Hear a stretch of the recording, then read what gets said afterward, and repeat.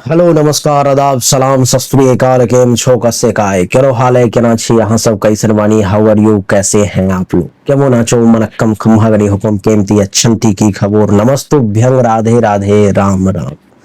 देवी और सज्जनों, आज की इस वीडियो में मैं आपको बताने जा रहा हूँ सिंह राशि फल अक्टूबर 2024 के बारे में कि सिंह राशि वाले व्यक्ति का अक्टूबर का महीना आखिर कैसा रहने वाला है। इसमें सबसे पहले आप ग्रहों की स्थिति को समझ लें। आप देखें कि मंगल जो है सो कुंडली के एकादश भाव में मिथुन राशि में विराजमान है और 20 अक्टूबर को ये मंगल कुंडली के द्वादश भाव में यानी कि कर्क राशि में आ जाएगा। तो उसके बाद आगे बढ़े तो सूर्य कन्या राशि में कुंडली के दूसरे भाव में विराजमान है जो 17 अक्टूबर को तुला राशि में नीच का होकर के कुंडली के तीसरे भाव में आ जाएगा। बुध कुंडली के दूसरे भाव में कन्या राशि में उच्च का है जो कि 10 अक्टूबर को कुंडली के तीसरे भाव में तुला राशि में आ जाएगा। केतु यहीं पे रहेगा। शुक्र की बात करें तो शुक्र कुंडली के तीसरे भाव में तुला राशि में है जो 13 अक्टूबर को वृश्चिक राशि में कुंडली के चौथे भाव में आ जाएगा। शनि कुंडली के सप्तम भाव में रहेंगे, राहु कुंडली के अष्टम भाव में, देवगुरु कुंडली के दसम भाव में।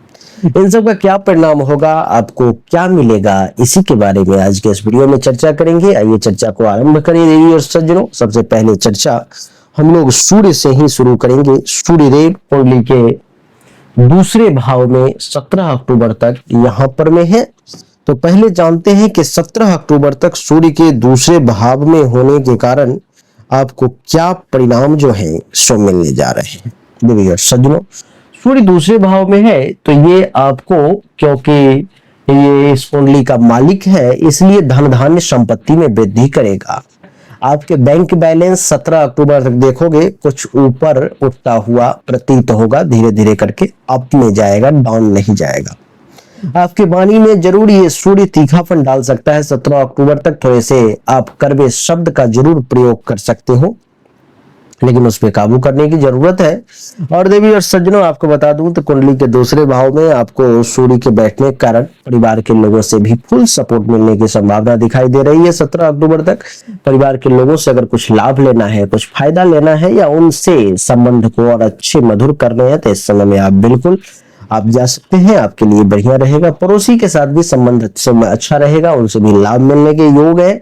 और आपकी जानकारी के लिए बता दूं कि दूसरे भाव का सूर्य जो है सो संपत्तिवान बनाता है, भाग्य का भी साथ दिलवाता है, इसलिए भाग्य का भी साथ मिलेगा। यानी कि आपके बहुत सारे काम इस समय में भाग्य भरोसे अपने आप होते चले जाएंगे। लड़ाई झगड़ा वाद विवाद की स्थिति भी जो है सो कुछ हद तक आपके सामने आएगी, तो उस मामले में थोड़ा सा सावधान रहना है। आंख कान से संबंधित किसी प्रकार की समस्या अगर आती है तो आपको थोड़ा सा तुरंत उस पर में एक्शन लेना है।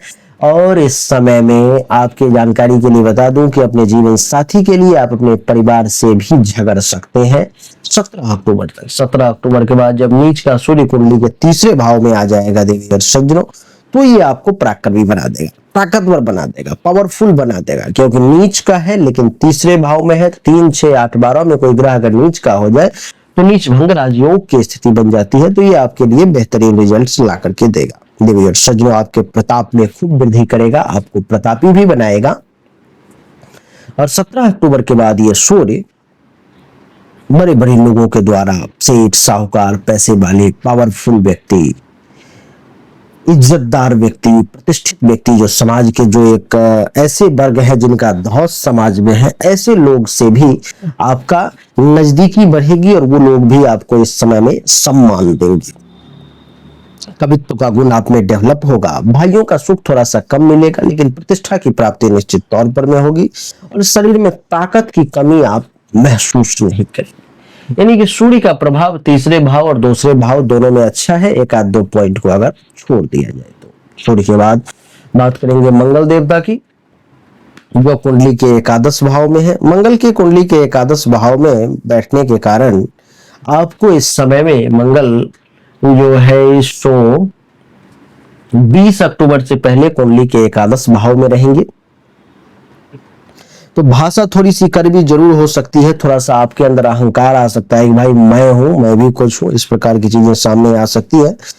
लाभ निश्चित तौर पर में मिलेगा, लेकिन ये मंगल आपको क्रोधी कुशल बनाने का प्रयास करेगा। इस समय में आपके साहस में खूब वृद्धि कर देगा, असंभव को भी संभव करने की शक्ति आप में प्रदान कर देगा। मंगल न्याय की तरफ रुझान रहेगा और धैर्य बिल्कुल बना करके रखेंगे। कहते हैं सब्र का फल मीठा होता है। इस मंत्र को इस समय में आप याद कर लेंगे, अपने अंदर आप बैठा लेंगे और इसके कारण से आप सब्र और धैर्य बना करके रखेंगे।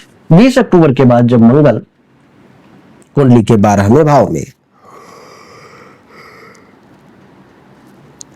आ जाएगा, कर्क राशि का है, नीच का है, नीच भंग राजयोग भी बना रहा है, लेकिन कुछ मामले में आपको नुकसान भी करेगा, जैसे कि आंख से संबंधित परेशानी और जीवन साथी के साथ टेंशन तनाव का योग और जीवन साथी के लिए थोड़ा सा परेशानी भरा समय ये मंगल यहां पर देने का 20 अक्टूबर के बाद प्रयास करेगा। आपके अंदर उग्रता को बढ़ाएगा, अग्नि तत्व को बढ़ाने की कोशिश करेगा, लड़ाई झगड़ा ज्यादा करवाएगा और आप जो है इस समय में मूर्खतापूर्ण भी कुछ काम निश्चित तौर पर में कर सकते हैं, उससे आपको बचना चाहिए।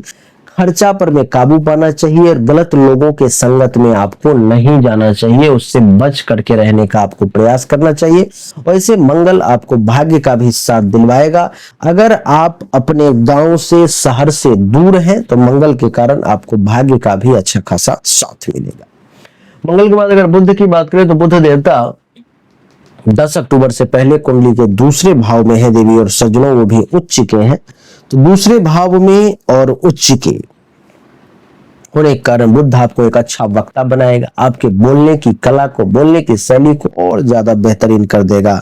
चेहरा बहुत सुंदर दिखेगा, सुख में वृद्धि होगी, गुणवान बने रहेंगे, काफी गुण में वृद्धि होगी। मीठा खाने का खूब मन करेगा। इस समय में आपको जो कंसल्टेंसी का काम करते हैं उनको खूब लाभ मिलेगा, पैसा भी कम खर्च करेंगे। इस समय में आप संग्रह ज्यादा करेंगे और अच्छे अच्छे काम करने का शौक आपको बुध देगा। बुध यहां से चला आएगा 10 अक्टूबर को कुंडली के तीसरे भाव में, और जब तीसरे भाव में देवी और सज्जनों बुध आएगा तो महर्षि कहते हैं कि अपने काम में आपको ये एक्सपर्ट बना देगा। जिस काम के क्षेत्र में है, जिस फील्ड में है, उसी फील्ड में आप चमत्कार करने लगेंगे। ये आपको परिश्रमी बनाएगा। सामुद्रिक शास्त्र का कुछ ज्ञान आप अर्जन कर लेंगे। बिजनेस व्यवसाय बहुत बेहतरीन तरीके से करेंगे। ट्रैवलिंग वगैरह खूब होगी। धर्म का भी पालन करेंगे। दोस्तों से भी खूब सपोर्ट इस समय में आपको प्राप्त होगा और सद्गुण प्राप्ति का योग बनेगा। देवी और सज्जनों, बुध के बाद बात करेंगे गुरु की। गुरु कुंडली के 10वें भाव में है। गुरु का कुंडली के 10वें भाव में होना देवी और सज्जनों ये दर्शाता है कि आपके अभिष्ट कार्यों की सिद्धि होने जा रही है। आप जिस काम को पूरा करना चाह रहे थे वो काम इस समय में आपका होगा।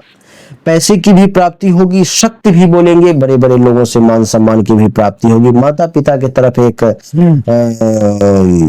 भक्ति जो है, एक झुकाव जो है वो आपका बना रहेगा। लाभ की प्राप्ति होगी, धन की प्राप्ति होगी और भाग्य का भी आपको साथ मिलेगा। देवी और सज्जनों, गुरु के बाद बात करेंगे शुक्र की। तो शुक्र देवता तुला राशि में है 13 अक्टूबर से पहले तक।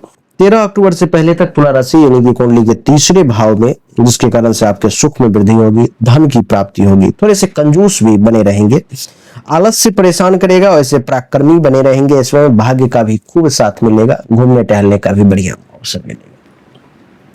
13 अक्टूबर से जब वृश्चिक राशि में कुंडली के चौथे भाव में आ जाएंगे तो चेहरा सुंदर दिखेगा, शरीर में बल की प्राप्ति होगी, काफी बलवान ताकतवर महसूस करेंगे अपने आप में। दूसरों की मदद करने का एक अलग ही शौक सवार हो जाएगा।